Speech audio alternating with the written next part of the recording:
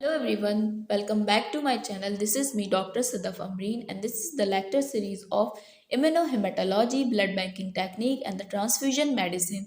And the name of this book is Textbook of the Medical Laboratory Technology, and the writer of this book is Gotkar, and this chapter number is 42. Today we will discuss about the selection of the blood component. सबसे पहले देखते हैं इसके अंदर whole blood. इसमें क्या होता है, रेड सेल और प्लाज्मा. शेल्फ लाइफ एट, अगर आपने इसको स्टोर किया है 1 से 6 डिग्री सेल्सियस पे तो इसकी होगी 35 डेज.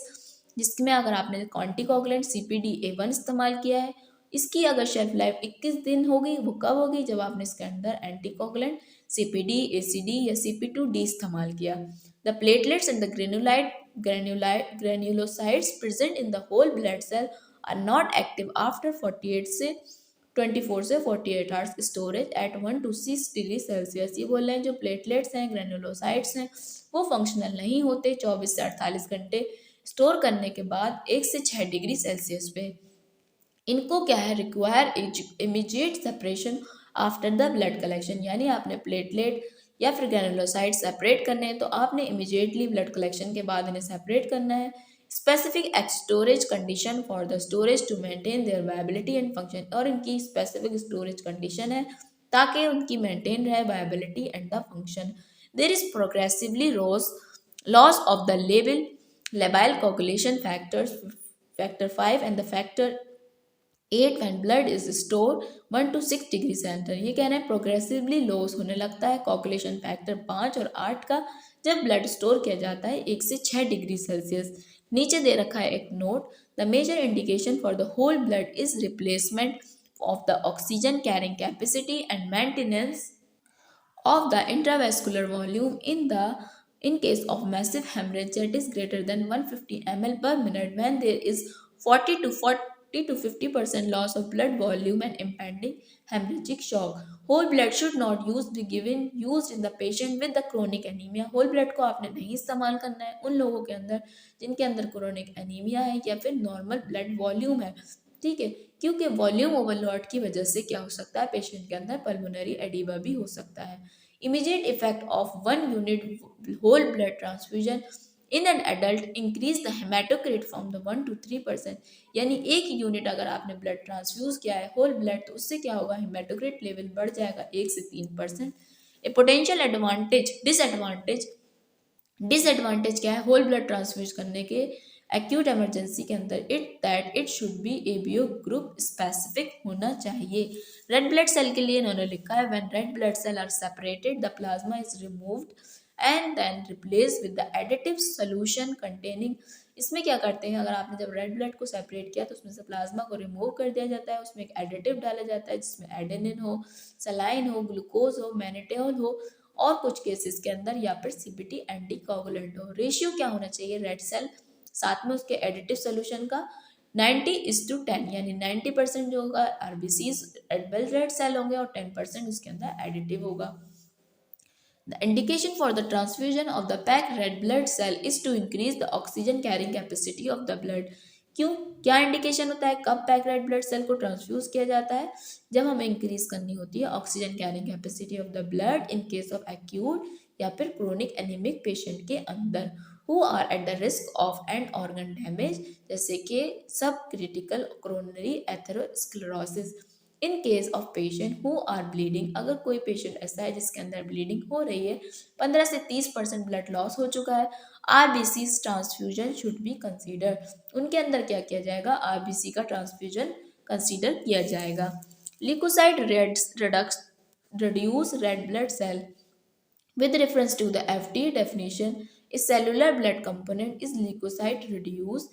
FDA के अकॉर्डिंग सेलुलर ब्लड कंपोनेंट बोला जाएगा रेड ल्यूकोसाइट रिड्यूस जब मेथड ऑफ प्रिपरेशन लीव करेगा a residual leukocyte count less than 5 × 10⁻⁶ per container. Leukocyte reduce red cell recommend किए जाते हैं किस लिए, प्रिवेंट करने के लिए febrile non haemolytic transfusion reaction, to decrease the chance of cell bound viral transmission जैसे कि HTLV1 second CMV and prion, to decrease करने के लिए transfusion induce immunosuppression, post operative infections and the to prevent HLA allo immunization. इसके अलावा other effect जो देखने को मिलते हैं with leukocyte reduction and decrease of in pro-inflammatory cytokines, partial removal of the microbial contaminant, decreased infusion of the toxic and immunogenic cell product, and possible elimination of the immunomodulating effect of transfusion on the growth tumour. Next देखते हैं इसके अंदर एक note दिया है leukocyte reduction does not prevent the transfusion associated graft versus host defense. It is prevented by the gamma irradiation of the cellular products. Next है हमारा washed red blood cell. Washed red blood cell are more commonly use जब patient के अंदर क्या होता है repeated या फिर सीवियर एनाफाइलोटॉइड या फिर यूरिटिकल रिएक्शन होती हैं which are caused by the soluble antigen in the donor plasma. Washing of the red blood cell क्या करता है remove कर देता है most of the leukocyte platelets and the plasma. Since red blood cell are lost during washing, wash cell जो होते हैं have about 20% red blood cell than the original unit. Irradiated red blood cell irradiation of the red blood cell is recommended कब for most severely immunosuppressed patient. HLA match cellular products directed donors from the blood relatives neonatal exchange transfusion या फिर extra corporeal membrane oxygenation. The specific dose जो होगी radiation की prevent करेगी cell division and lymphocyte from undergoing blastogenesis without affecting the function of the red blood cell. Shelf life of और irradiated red blood cell decrease करते हैं decreases from the date of irradiation to about कितने दिन 28 days. Cellular blood products are irradiated to prevent transfusion associated graft venous host disease. फिर देखते हैं preparation कैसे किया जाएगा ऑफ ब्लड कंसनट्रेट। ये बोल रहे हैं कि platelet concentrate are prepared from the whole blood. Platelet का कंसनट्रेट बनाया जाता है from the whole blood of a single donor within 8 hours of collection. 8 घंटे के अंदर अंदर हमें प्लेटलेट कंसनट्रेट प्रिपेयर करना होता है। प्लेटलेट रिच प्लाज्मा बनाया जाता है कैसे लाइट स्पिन के जरिए सेंट्रिफ्यूगेशन। The platelet are maintain platelet को मेंटेन किया जाता है कितने पीएच पे 6.2 सो दैट द रिमेनिंग जो फंक्शनल है एंड द मिनिमम डोज कितनी है 5.5 into 10⁻10 is present in 75% of the unit. 1 unit of the platelet concentrate increase करता है प्लेटलेट by 5000 यूनिट माइक्रोन पर litre in case of average adult size.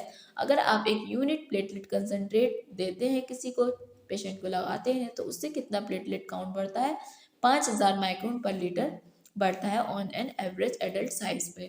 Fresh frozen red blood cell. The frozen red blood cell can be stored for a long period up to 10 years तक आप उसे store कर सकते हैं at -65 degree Celsius and are useful in emergency red cell transfusion indices के अंदर। 40% glycerol can be used to prepare red cell for freezing up to 10 years। 14 से 17.5 glycerol is use किया जाता है प्रिपेयर करने के लिए रेड सेल फॉर फ्रीजिंग -120 से लेके -196 degree Celsius up to 10 years तक। एग्लोमेरेशन मेथड एम्प्लॉय करता है a deglycyrylation technique. In this method, the presence of a low ionic strength solution from the large clump agglomerate and sinks to the bottom of a bag. The cells are stored under freezing condition after removing the supernatant. Next है हमारा neocyte. Neocyte क्या होते हैं large buoyant young red blood cell होते हैं compare to the small and the dense old red cell. They are prepared by the differential centrifugation. इन्हें बनाया जाता है डिफरेंशियल सेंट्रीफ्यूगेशन के जरिए। Neocyte are useful in treating young patient with severe chronic anaemia.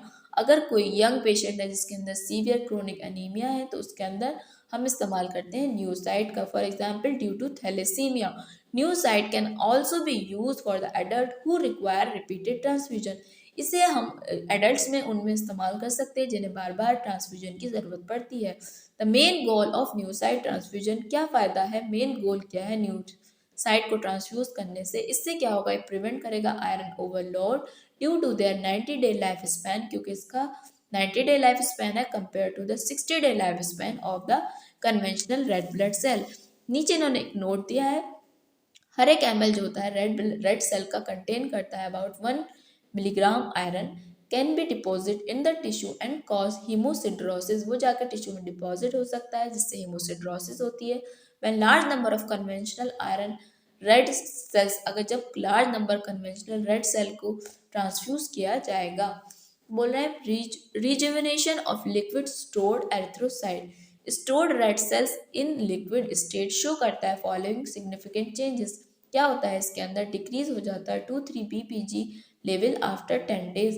Decrease होता है post transfusion survival to below 80% at the end of their shelf life. नीचे इन्होंने एक नोट दिया है, रीजेनरेटिंग सोल्यूशन इस्तेमाल किया जाता है टू रिस्टोर करने के लिए 2,3-PPG level and the post transfusion survival. इसमें क्या होता है? Pyruvate, glucose, inosine and the phosphate with or without adenine. The red cell then frozen in the presence of glycerol। Red cell को frozen किया जाता है ग्लिसरॉल की presence में और स्टोर किया जाता है जब तक की जरूरत हो। Regenerating procedure can also be applied to fresh red blood cell.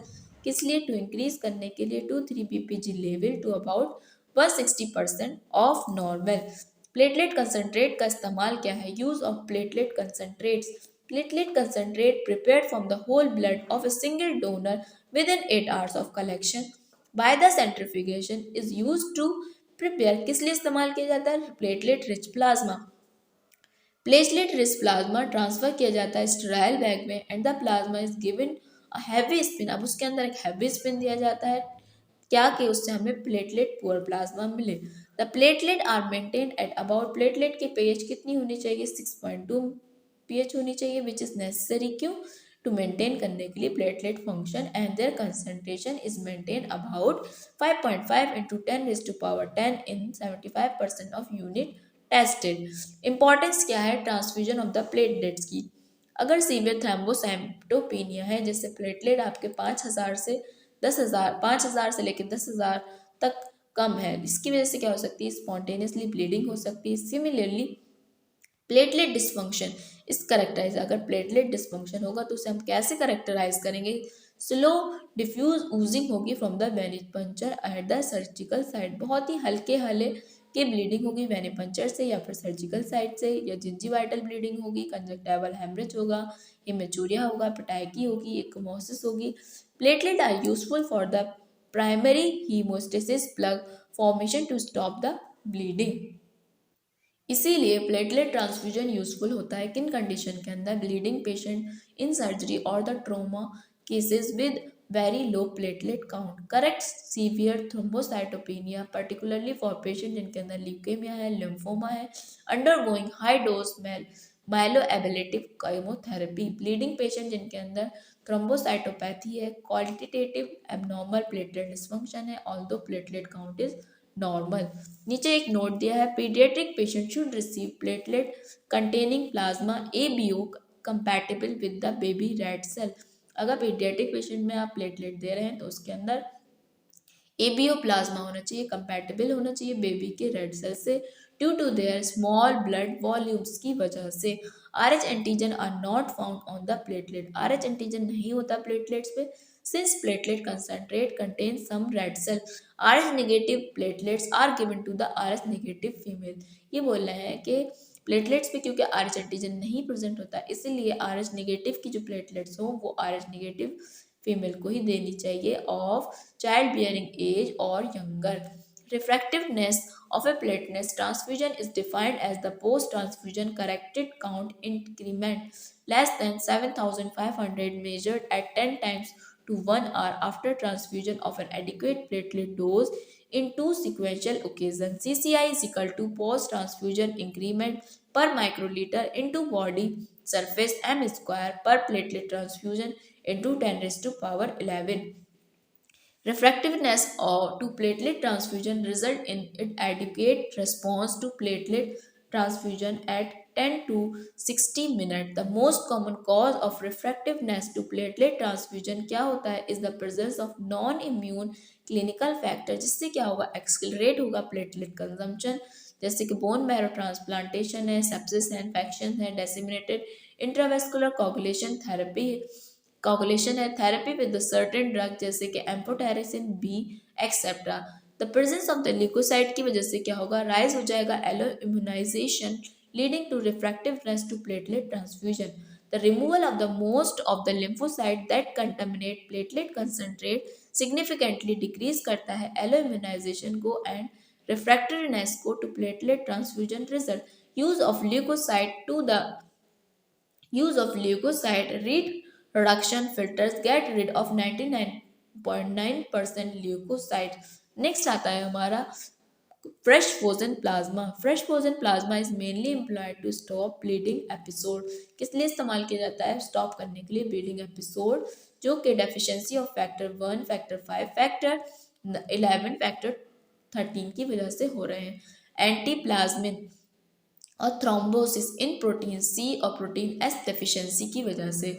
The primary use of fresh frozen plasma is in the bleeding patient with multiple coagulation factor deficiency secondary to the DIC या फिर liver disease या फिर dilutional coagulopathy due to massive CBC RBC transfusion.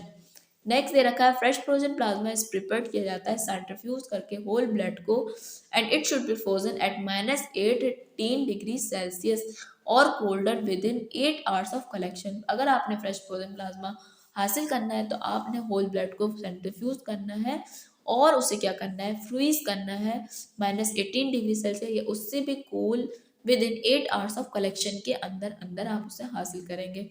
It's frozen shelf life is 1 year. इसकी जो frozen shelf life है कितनी होती है, 1 साल होती है। फ्रेश फ्रोजन प्लाज्मा बना होता है 90% वाटर होता है उसके अंदर, जैसे 8% प्रोटीन होता है और स्मॉल परसेंटेज में कार्बोहाइड्रेट और लिपिड्स प्रेजेंट होते हैं। 1 ml फ्रेश फ्रोजन प्लाज्मा में 100% और 1 यूनिट ऑफ कोगुलेशन एक्टिविटी होती है।